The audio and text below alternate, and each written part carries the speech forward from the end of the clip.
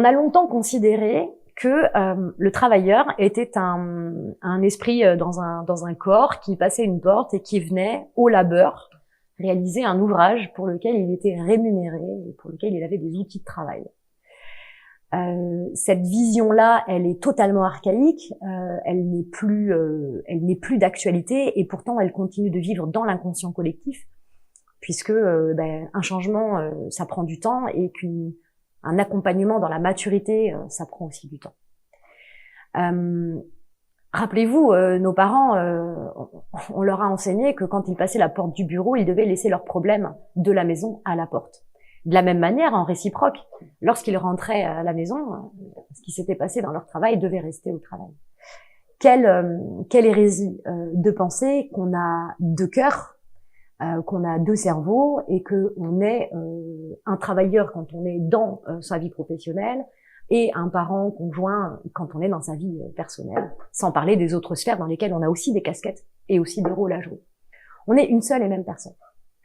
C'est absolument pas neutre de le dire, de le reconnaître et d'en prendre véritablement conscience, parce que le manager n'a pas à être le psy de ses collaborateurs qui ont des difficultés personnelles dans leur vie personnelle.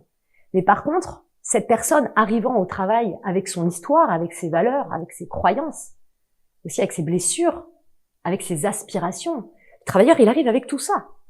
Et donc, le manager, l'employeur, lorsqu'il accueille le collaborateur, il prend la personne pour réaliser un ouvrage professionnel, mais il prend cette personne dans son entièreté.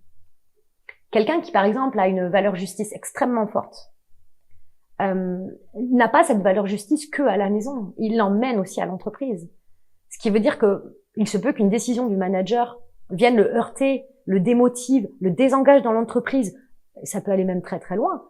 Mais le manager n'est pas forcément responsable de la réaction du collaborateur.